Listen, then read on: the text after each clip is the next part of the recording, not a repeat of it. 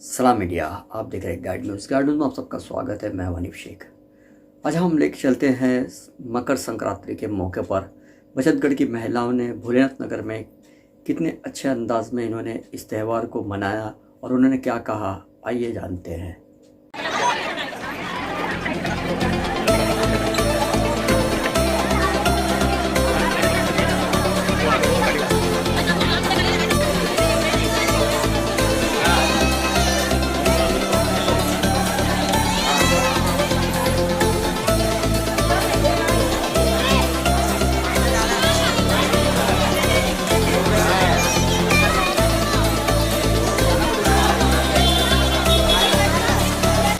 मकर संक्रांति के बारे में आप क्या कहना चाहोगे? सबसे पहले तो आप सबको हार्दिक हार्दिक शुभकामनाएं मकर संक्रांति की।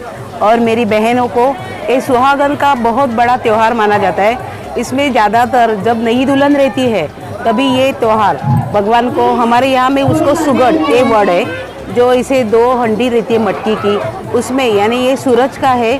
तो उसमें इस युग में, इस हवामान में जो पकता है हमारी खेतीबाड़ी में, तो वो अनाज उसमें डाले जाते हैं और उसका पूजन किया जाता है कि मेरे घर में इसकी आबादी आबादी रहे, मेरे बच्चों को, मेरे बाल बच्चों को मिलता रहे।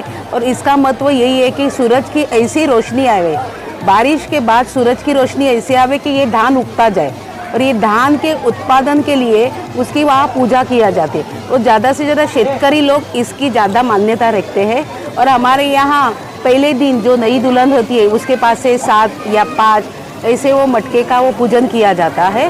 और आज के बाद जब तक रथ सप्तमी है तब तक ये त्यौहार मनाया जाता है। तो कभी वो 15 दिन का रहता है, कभी वो 1 महीने का रहता है। तो इस साल हमारी महिलाओं को ये त्यौहार मनाने की बहुत बड़ी मदद मिली है। ये त्यौहार क्योंकि 19 फरवरी तक ये त्यौहार रहेगा, रथ सप्तमी आखिरी दिन रहता है। और हमारी पश्चिम महाराष्ट्र या हमारा सातारा, सांगली, इस तरह की जो औरतें रहती है उनका ये सूरज का उपवास रहता है। रथ सप्तमी के पहले 7 दिन वो पूरा का पूरा कड़क उपवास करते हैं, जिसमें वो अनाज दूसरा नहीं खाते हैं। और सुबह सुबह जब हमारा सूर्योदय होता है तभी सूरज की पूजा की जाती है। और रथ सप्तमी के दिन बाहर सूरज के सामने उसकी अग्नि पे वो मटका रखा जाता है, उस पर दूध उबाला जाता है और उसमें थोड़े अनाज दिए जाते हैं। और वो दूध उबालने के बाद जितना वो दूध उबाल के बाहर आएगा उससे तुम्हारा संसार बढ़ता जाएगा, उन्नति होगी, ऐसा मानना है। तो मकर संक्रांति का त्यौहार हम सबसे ज़्यादा प्यारा और बहुत खुशहाली वाला है। मैम, जो एक दूसरे को जो हल्दी कुमकुम लगा से उसके किसका संदेश क्या है उसका? इसका हल्दी कुमकुम यानी ये क्या बोलते हैं कि पहले तो हम अभी हमारे शरद पवार जी के वजह से हम सब महिलाएं बाहर आ गई है 50-50% में, राइट। लेकिन ये त्यौहार ज़्यादातर क्यों मनाया जाता था कि पहले महिलाओं को बाहर मिलने का मौका नहीं मिला जाता था। तो इस हिसाब से महिला एक दूसरे से मिलती थी, एक दूसरे से गेम खेलती थी। तो ये त्यौहार उसके लिए रहा जाता। और हल्दी कुमकुम यानी क्या होता है कि जहाँ से हल्दी यानी हमारे मायके का एक प्रतीक और कुमकुम यानी हमारे ससुराल का प्रतीक, वो दोनों को साथ लेके हम आगे बढ़ रहे हैं। तो ये त्यौहार इसके लिए हल्दी कुमकुम का यानी जितना आप लगाओगे उतना वो बढ़ता जाता है।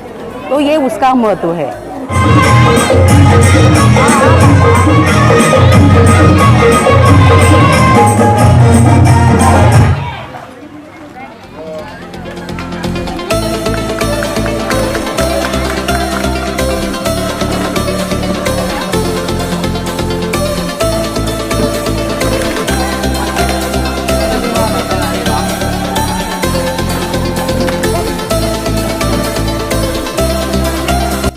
ये त्यौहार है, इसके बारे में आप क्या कहना चाहोगी, कुछ बताओगे आप?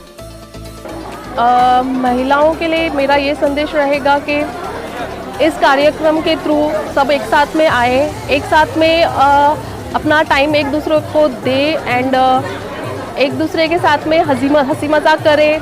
एंड तिलगुल, इसका मतलब ऐसा है कि देते वक्त हम लोग यही बोलते हैं कि तिलगुल दिया गोड़ गोड़ बोला। तो हम लोग सबको यही इंस्ट्रक्ट करेंगे कि एक साथ में रहो, खुशी से रहो और ऑब्वियसली तिलगुल घ्या आणि गोड़ गोड़ बोला।